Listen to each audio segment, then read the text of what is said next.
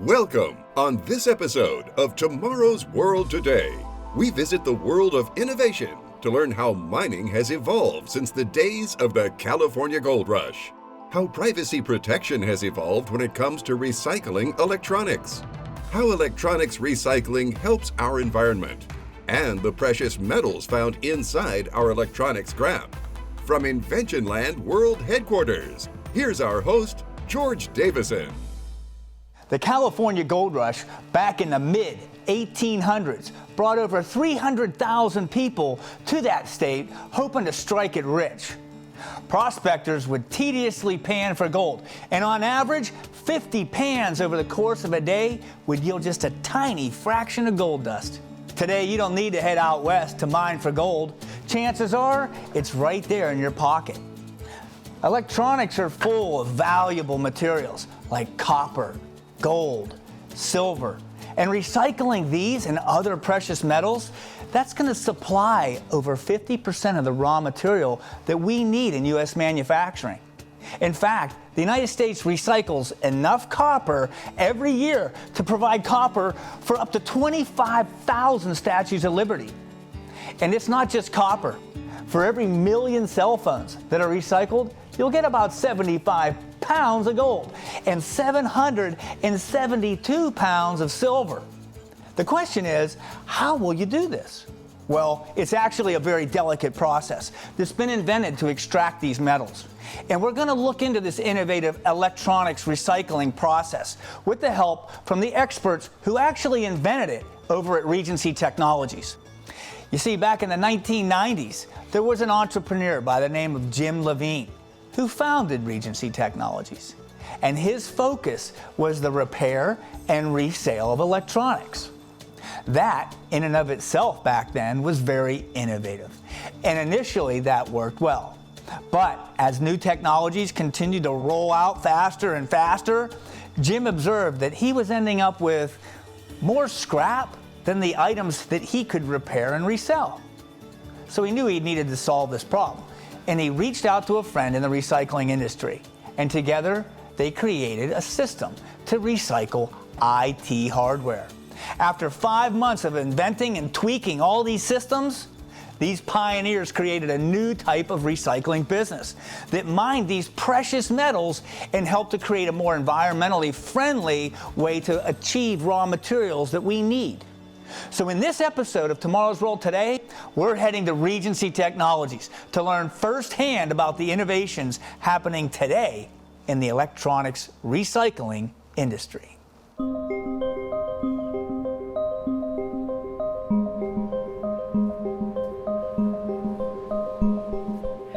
If you've ever been curious about the process of recycling electronics, and specifically what happens to your items after you drop them off at places like Best Buy, I've come to Regency Technologies to learn more. Hi, I'm here to meet with Jim Levine.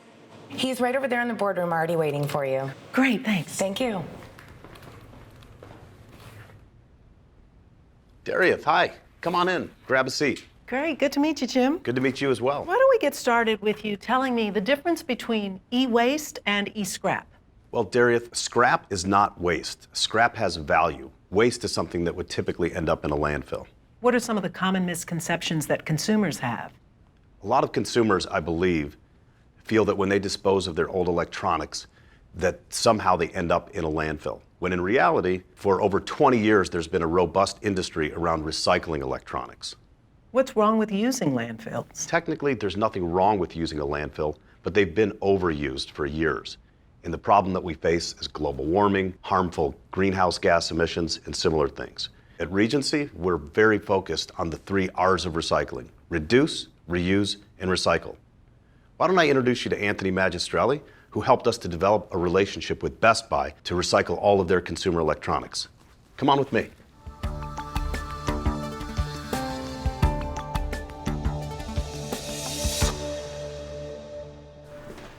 Darius, let me introduce you to Anthony Magistrelli. He is our Best Buy man. Hey, Anthony. Hello, how are you doing, Darius? Tell me more about your relationship with Best Buy. Yeah, absolutely. As you can see here, this is a good representation of, I think, what we're all guilty of. Old electronics in our basements, in our closets, or in our offices.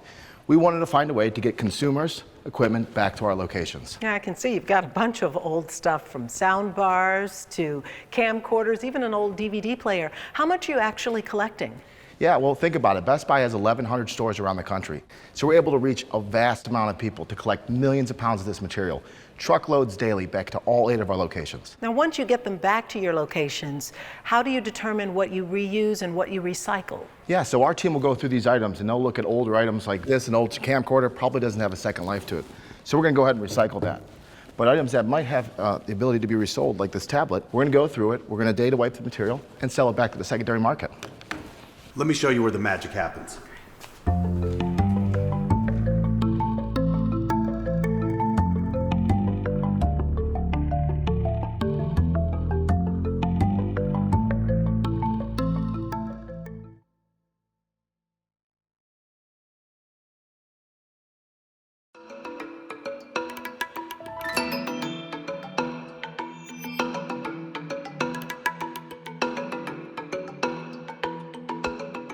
No matter how dated you may think your old electronics are, whether it's a tablet with a broken home button or even a camcorder no one's used since the 90s, they don't have to end up in the trash and headed to a landfill. We're at Regency Technologies in Stowe, Ohio to learn more about how electronics can be reused and recycled. Okay, Darius, welcome to the Regency Technologies loading docks. This is where everything begins. As you can see here, there'll be unloading material that will be processed through our location. Every single pallet gets a placard sticker that will help us to identify where the material is at any moment in time throughout our process. Yeah, Jim, this place is so busy, and I can imagine throughout all 8 of your locations there's a lot going on. But how much are you receiving at any given time? Great question. On any given day, we could have upwards of 50 truckloads a day. That turns into over 100 million pounds a year of electronics that will be destined for recycling. Wow, and then where do the items go from here? From here, we're going to go to our triage department.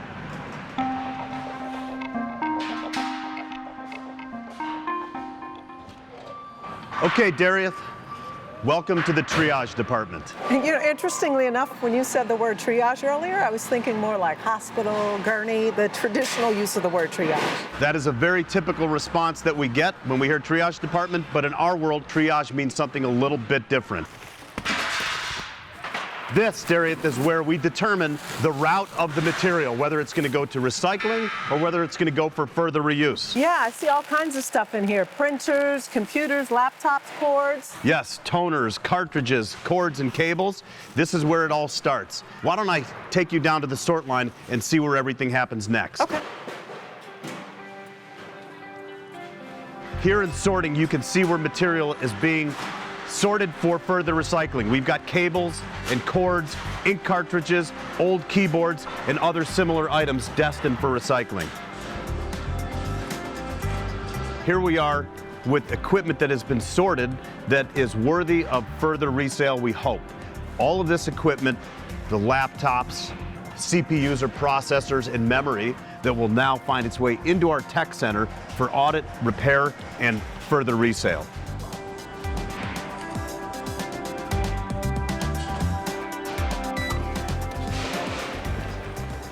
Darius, welcome to our tech center. I'd like to introduce you to the brains behind our system, Samir and Stephen. Stephen runs our operations, and Samir runs all of our tech centers. Great, good to meet you guys. So Samir, how about if you take me on a tour of the tech center? Absolutely, let's go. We'll catch up with you guys later. Okay, great. So Darius, this is the tech center, and everything that is here on these pallets, all the material that you see has already met our disposition and triage, and it's something that is going down that path to be resellable, repairable, and teched. There are a lot of items in here. How do you even keep track of everything? There really are, Darius. As a matter of fact, we have a pretty extensive ERP system. And as you can see, every one of our products has a serial number on it. And that allows us to track it back to the supplier that it came in from, where it is physically on our floor, and what the next step for that item is. What is the next step? From here, it goes on to one of our tech's benches. This is one of our testing benches. As you can see here, Paula has this machine that she's testing. We've opened it up, checked all the physical components. We run a video test on it, make sure that that works, and then we run it through our ERP system to grab all the information off of that machine, the make, the model, all the specs so it can be sold to our customer. Now, I'd assume customers might be concerned about things working properly. How do you ensure that? Absolutely. After this machine leaves this bench, it goes through a quality control process where we're testing all the key functionalities and making sure we're selling that customer a 100% tested working machine. Now, the next part of this process is making sure that all the data is being erased. So we'll take you to our data erasure process.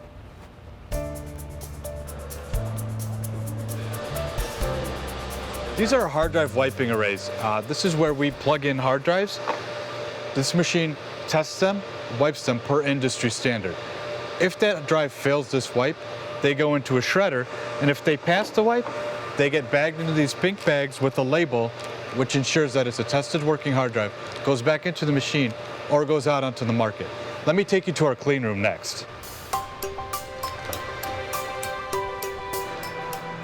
So Darius, this is our clean room. As you can see here, we've got some better air filtration, cleaner floors, an environment that allows us to safely open up these electronics and work on the components all the way down to the board level. So as you can see here, Jared has a main control board out of a home audio receiver that he's working on replacing components all the way down to the microchip level. So this is the part of the process we're repairing consumer electronics. You can see here on these tablets, we're replacing screens, same with cell phones. Screen replacements, batteries, cameras, all the way down to drones and laptops that have come from our technicians' benches. So I can see here with these 4 laptops, you have them labeled with the problem that they have so that you can fix it. That's correct. Each one of these has a label that identifies the issue with it. And what we try to do is take multiple of the same laptop and try to convert it into one working item that we can sell back out on the market. Let me show you how we sell those. Wow, are these all the laptops we saw from earlier today? Looks like they're all ready to go. Yep, they're ready to go. So these have all gone through the process. They've been teched, audited, repaired, refurbished, and ready to go, along with these desktops and anything you see in this area. So the next step would be take some photos. We've got some editors that edit all of the photos and the listings. They go out to our e-commerce platforms. As soon as they're sold, we get ready to ship it.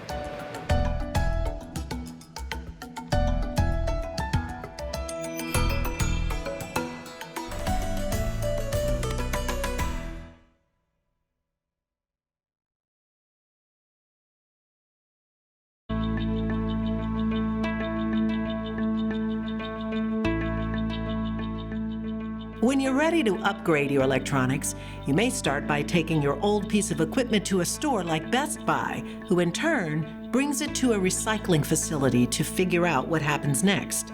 So far, we've looked at all of the different ways electronics can be recycled or refurbished. Now we're going to look at what happens to items that simply can't be reused. So Stephen, explain to me what's happening here. Sure. So we saw the triage process and how material is diverted either to tech or recycling. And now we're going to see how the recycling actually happens. Here we have our dismantling line where we're taking apart laptops, desktops, servers. And on that line over there, we're actually taking apart TVs and monitors. And this is how you can determine what you're going to be able to reuse from each of these items? Correct. What we're trying to do is take it apart and make sure that we can create a commodity that's able to be resold. So there's 2 main reasons why we're taking them apart. 1, for value recovery, we create a better quality product. And 2, because we're removing focus materials that cannot go through the shredder. As you can see, they're taking them apart by hand tools and separating them into their bare commodities. So plastic, steel, aluminum boards are being tossed onto the belt. And as you'll see at the end, somebody is sorting them into their various commodity boxes. So the end goal in this process is to create as clean of a product as we can create. You see here that we have some steel. We got aluminum, copper, stainless, separating it into its bare commodities so that we can send it downstream to a recycler. Over here, we have the focus materials that we've talked about earlier. So 1 being batteries. Obviously, you don't want to put batteries through your shredder. It doesn't end well. So we're removing them at this point just to make sure that we're properly recycling them and that we don't have any problems downstream. Right here, we have what are called mercury backlights. These are coming out of the TVs that we're breaking down on the line right here. They contain some levels of mercury, and obviously we don't want those going through the shredder or anything else too, so we're packaging them to go to an improved downstream to recycle. And now that we removed the focus materials, we can go see what the shredder looks like. So the first step that we have here is called our pre-processed piles. The first pile is printers. All we have in this pile is just printers. So we're still on the first stage of the process, but over here we have the second pile of commodity. This is what we call our miscellaneous plastics-based items that are ready to be shredded. So we're still on stage one, but here we have our third commodity. This is our low-grade shred, ready to go into the shredder as well.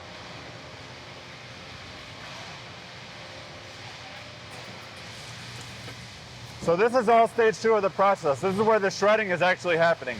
You can see right here the material going up the infeed and straight into the shredder.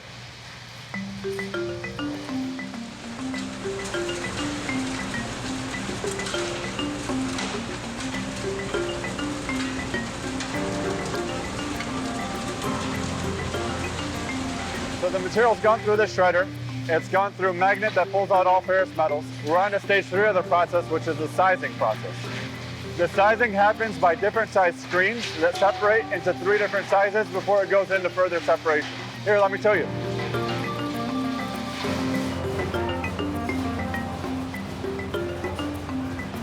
So we're on to stage four of the process, which is our separation. This first box here contains our non-ferrous metals.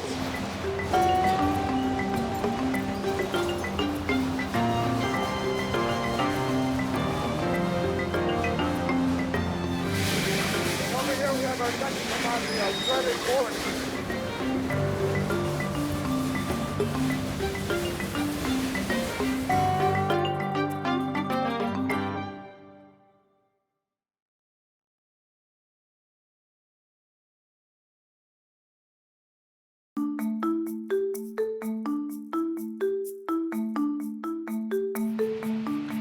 So we've reached the end of the process here. We've gone from the beginning, receiving a truckload in, going through the triage process, and from there diverting to the tech or to the recycling side. So what's this?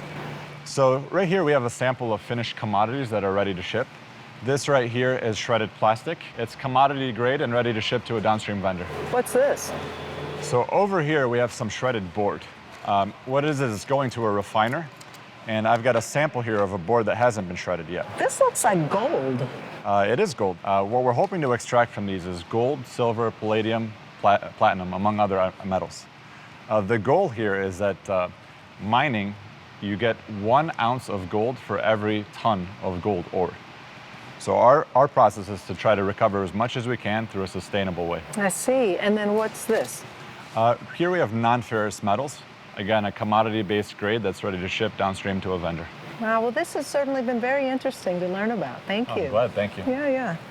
All right, guys, well, here we are at the end of the line. Dareth, I'm really happy that you had the opportunity to see how material moves through our process. Now we've got something that we're preparing for George as a gift when I head down to Pittsburgh in a couple of weeks. Well, he's going to love that, and I hope to see you then, too. It was nice to meet you. I'll see you then. Good to meet you. Thank you so much. We have 8 locations. Our corporate headquarters here in Stowe, Ohio is our largest location, but really we have 3 locations that represent the bulk of the throughput, and then we have some satellite operations. But across the board collectively, we're processing over 150 million pounds of electronics on an annualized basis.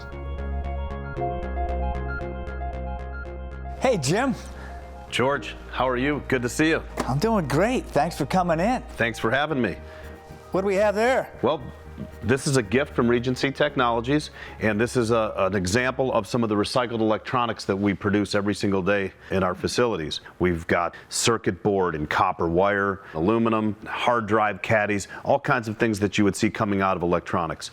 We even have some gold here for you. Some gold? That's a valuable box. There's some gold in them there hills, Jim. That's right. You could break plastic for the last $250.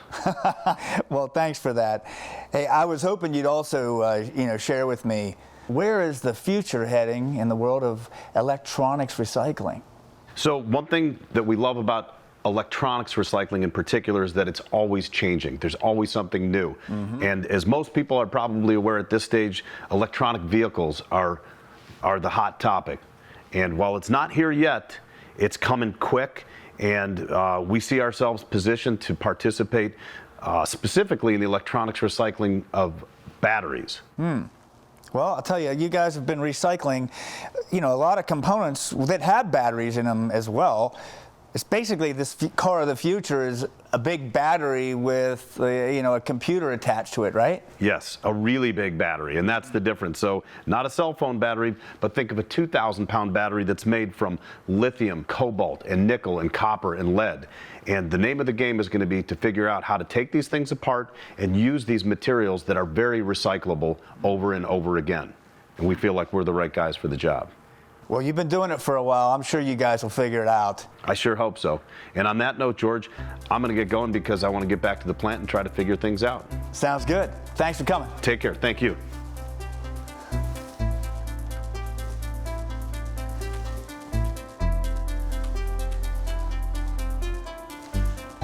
To learn more about the content in today's episode, visit us online at www.tomorrowsworldtoday.com.